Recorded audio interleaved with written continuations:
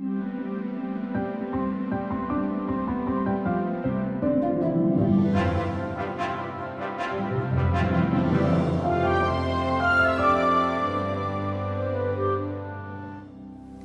remember I used the term form in Unit 1 when I said that learning terms about baseball would allow us to describe the structure or form of baseball.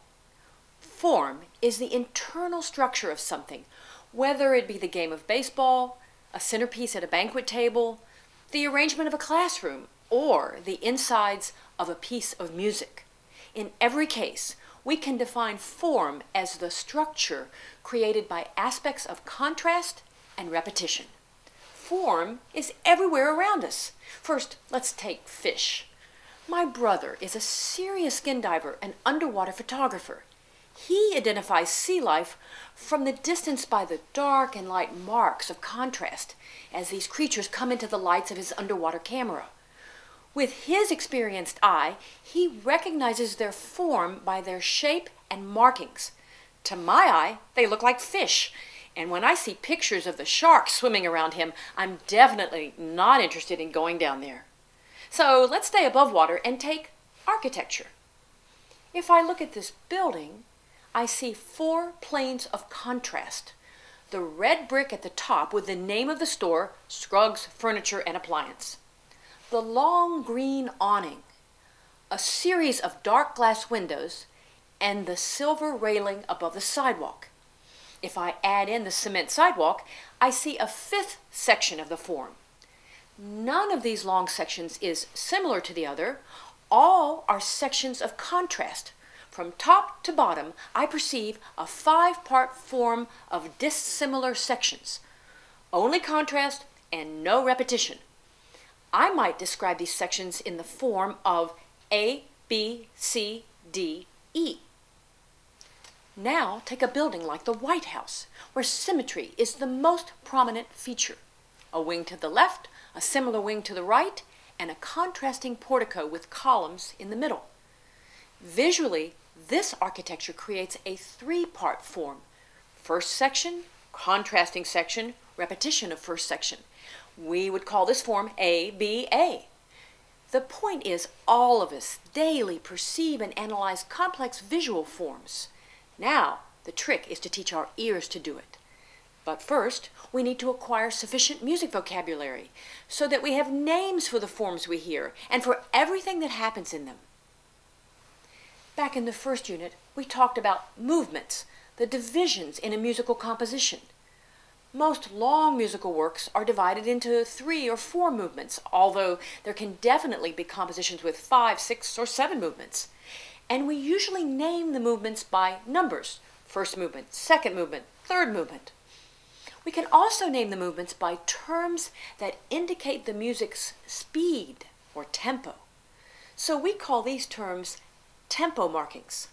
The tempo markings are written in the upper left-hand side, right above where the notes start. There is an initial tempo marking, and others might be found as the piece goes on. Many tempo markings are in Italian. Particularly popular are these 6: allegro, andante, adagio, largo, presto, vivo. Let's see what they mean. Allegro means happy in Italian. So any music marked allegro will have a pretty upbeat speed or tempo, not necessarily fast, but cheerful. Andante comes from the basic Italian verb andare, to go. Since movements marked andante are restrained in pace and often fall between 2 quicker movements, people think andante means slow, but it doesn't. It means walking tempo. But what kind of walking? Walking to get from your car to the door of the grocery store? Or andante as a relaxed or thoughtful stroll down a beautiful forested lane? In either case, 10 different people will have 10 different walking speeds. So it's impossible to say just how fast andante is. But you know, andante is not the same tempo as running or crawling. Now here's what's interesting. A performer in Mozart's time, in the 1770s and 80s say, knew exactly how fast andante should be. Walking was one tempo, going by horse or carriage was another tempo. That's where historical interpretation enters the picture. We live in a time of jet planes and NASCAR. We have a very different sense of pace. But before we talk more about that, let's catch the 4 remaining tempo terms. Adagio means slowly in Italian, although literally it means at ease. And largo means broadly. Both terms indicate slow speeds or tempos, but is at ease slower than broadly? It depends on the performer's interpretation. Presto is perhaps a familiar word. Did you ever hear a magician saying, presto changeo? Presto in Italian means quickly. And vivo comes from the Latin verb vivere, to live. So music marked vivo is alive, highly energized, so by extension pretty fast. You'll also find the term vivace written into the music. Some of these tempo markings can be made into comparatives. Prestissimo, more quickly, or superlatives, prestissimo, super quickly. Let's add just 3 more Italian terms, molto and meno, both straight from the Italian. Molto means much or very, while meno means less. And then mosso means motion or movement. So expect to find combinations like molto adagio and allegro molto, very slowly and very happy, as well as meno mosso, meaning less motion. It all sounds so nice in Italian, but no matter how many Italian terms we string together, they are still only a general guideline and they require interpretation. Which takes us back to the topic of interpretation and style. The rules of interpretation by performer or conductor are influenced by all kinds of things. Context, when, where, why performed. Acoustics, how does the sound travel in the given space, and where will the music be sounded? The player's abilities, the mechanical limitations of the instruments, and historical style. Historical style, to me, is one of the most interesting things. First, composers didn't always write tempo markings. Tempo markings came into use late, historically speaking, in the 17th century. Before that, people had other ways of figuring out how fast a piece of music was. For one thing, they could look at the text. A song about lost love was slower than a song about a fierce battle. Another clue would be the name of the piece. The name of a dance said everything to the people who danced them back then. But the names can confuse us. For example, the French dance called a courante was much more stately than an Italian dance called a corrente. To us, these names look similar, especially because we've probably never danced either one of them. So, we have to learn the terminology and then we have to grasp the style. Understanding style is key to music making. It's hard to describe style objectively. It changes across time, so maybe it's best to think of it as musical fashion. Not long ago, blue hair was popular among teens, especially in Europe. Now, it seems it's out of style. When I was a kid, most women wore their skirts at exactly whatever length was in style at that time. I remember wanting to be a big girl so that I could ditch the little girl dresses and have the long flowing skirts that I saw on the 6th graders. Guess what happened about the time I got to 6th grade? You've got it. Mini skirts came in. So much for my dream of having a long skirt draped around my feet when I sat at my desk. Nowadays, any store or catalog sells skirts from the most mini of the minis to ankle or floor length. Skirts in all lengths are in style because the overriding style today is individuality. One more thing. Teenagers can always snap their fingers in just the right speeds for popular dances, be they slow or fast, without hearing a single note of music. How fast did Jitterbug go? Ask someone who grew up dancing it. What about disco? Hip-hop? Same thing. And if a dance goes too far in one speed or the other, it won't be in the right style. We've talked about style in terms of tempo in music and in terms of fashion. Architecture gives us another way to think about style. Think of a Renaissance house from the late 1500s, where someone like the Bach family would have lived, a hunkered down 3 or 4-storied building made of what's called Fachwerk, wooden frame filled with mud stucco, with twisty staircases, low ceilings, small, dark rooms. Contrast that style of architecture with the airy pastel rooms in the building in which Felix Mendelssohn lived the last years of his life before his death in 1847. High ceilings, delicate frieze work, and a general air of grace, warmth, and expansiveness will characterize these rooms. Or think of the interiors that lie behind the massive granite facades of the buildings built in the late 19th century on the Ringstrasse in Vienna, buildings which the Austrian composer and conductor Gustav Mahler walked past on a daily basis. Believe it or not, you can find direct parallels between the music these men wrote and the style of the buildings they saw every day. And by the way, if the names of the composers I'm mentioning, Mozart, Beethoven, Bach, Mendelssohn, and Mahler, don't mean very much to you right now, don't worry, they will.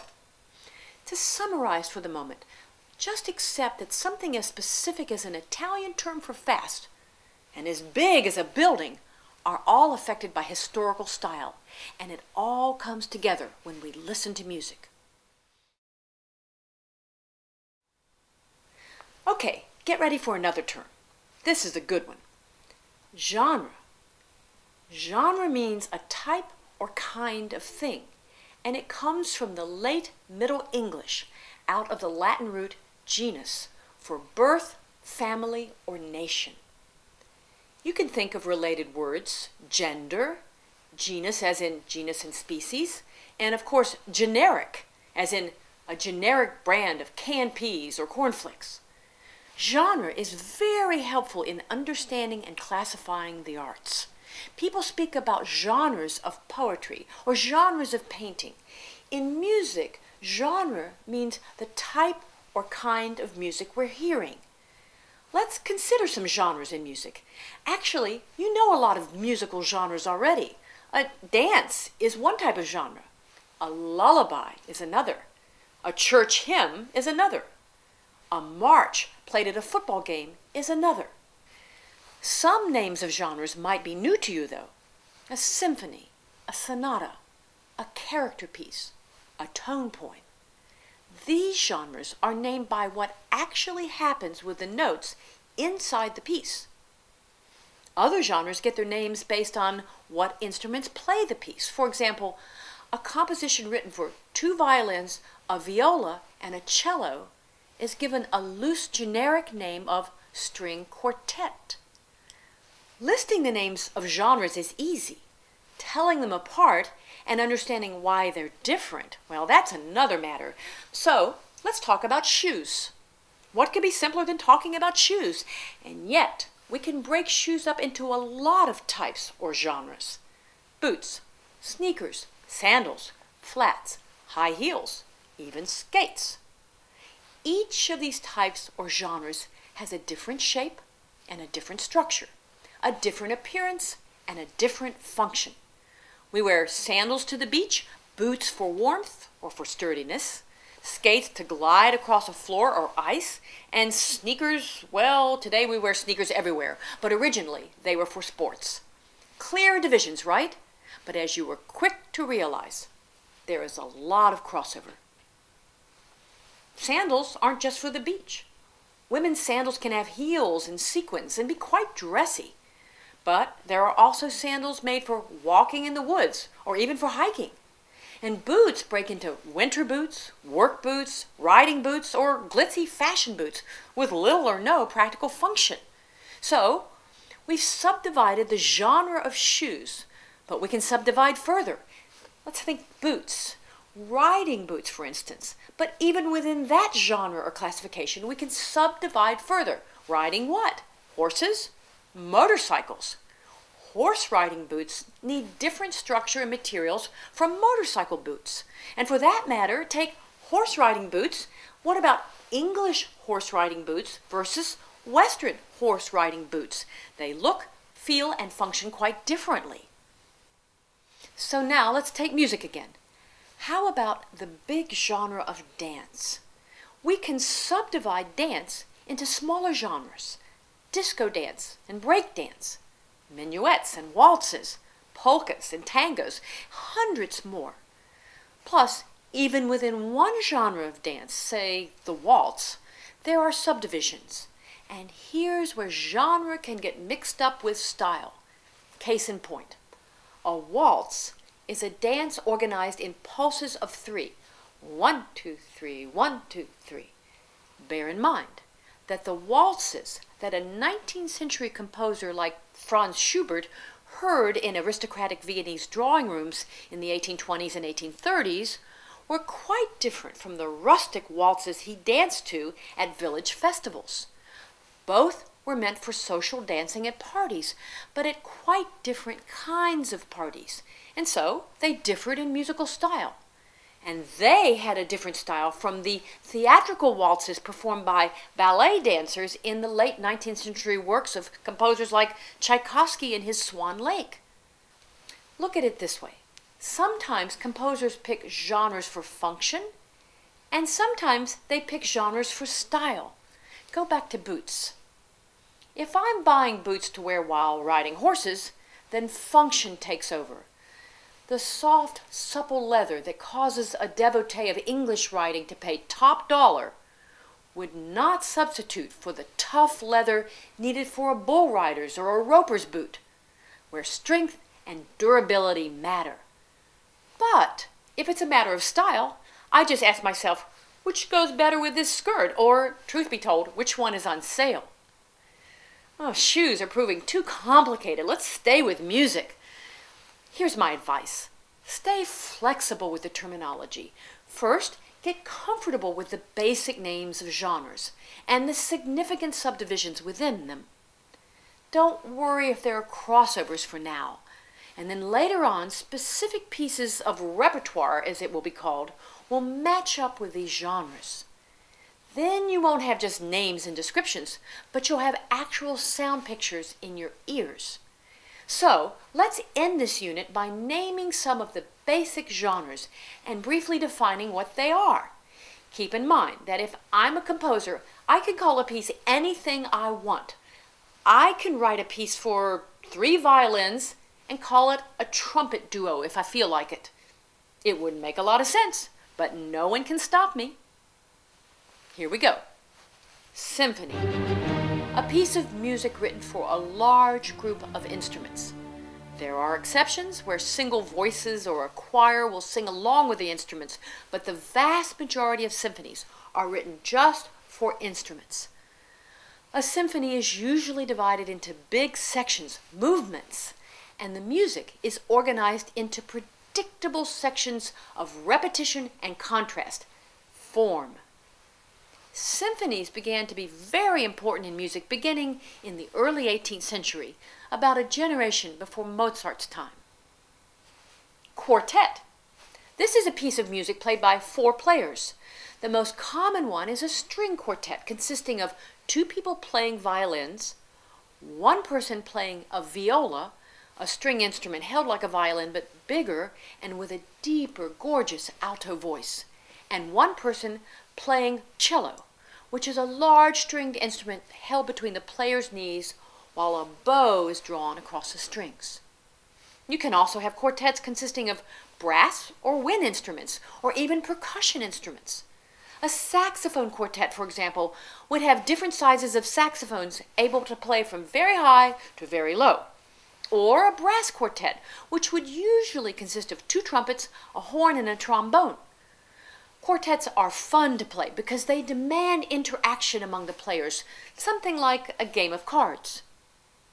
An opera is a story presented by singers standing on a stage singing, acting, and usually wearing costumes. There's some kind of accompaniment for the singers, whether a big orchestra or just someone playing the piano. The basic idea of opera Setting a story to music on a stage is old, and it goes back to the Greeks. Opera as we know it today, though, dates back to about 1600, making it a 400-plus-year-old art form. An opera is usually divided into acts, unless it's short, in which case it might be in one act and then be called a one-act opera. Acts are usually divided into scenes, as a play would be, and within the scenes there are more divisions, such as the solo songs or arias, when just one character sings a tune, and the choruses, when a big group of people on the stage sing together. Operas are based on literature, novels, short stories, plays, even poems. Sometimes they tell the story of historical or even modern events. Concerto. This genre comes from the Italian verb concertare, to reach an accord together, to harmonize, to agree. A concerto in the 17th and early 18th centuries meant a piece of music for a small group of players, 5, 6, 7, maybe even 10, playing stringed instruments like violins, violas, and cellos, plus perhaps a flute or an oboe or two. There usually was a keyboard instrument called a harpsichord included in that group.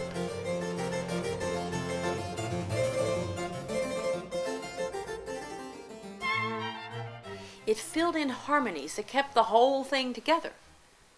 One or more of the players would be given solo passages to play that contrasted in sound with the larger group.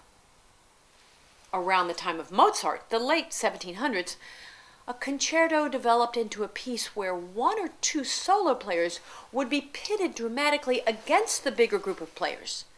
The tension and focus shifted to the solo part and its interaction with the bigger ensemble. By the 1800s, the 19th century, the concerto grew into a kind of battle between soloists and big ensemble, with all kinds of cascading, electric, virtuosic solo passages.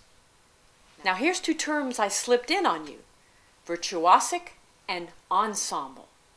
Virtuosic means fancy, brilliant in effect, and difficult to perform, like the routine of an Olympic gymnast or the sprint of a world-class hurdler. The performer who easily can play or sing these super hard musical passages can be called a virtuoso. The plural is either virtuosos or virtuosi. The hard passages themselves are described by the adjective virtuosic, and the noun for the ability and skill necessary to perform these hard things is virtuosity. Some musicians are born virtuosi, and others get there by lots of practice. But either way, audiences love to hear virtuosic playing and virtuosic singing. The other new term was ensemble. Ensemble comes from the Latin root ensemble, as in at the same time. Compare simultaneously. In music, ensemble means a group of players playing together at the same time. It can be a small group, 4 or 5 players, or it can be a big group of players or singers, like an orchestra or a chorus with 90 or 100 or more people. Believe me, we won't run out of terms anytime soon, so just be prepared to hear them over and over in different contexts. And don't worry if they sometimes mean slightly different things. Remember the analogy of the boots.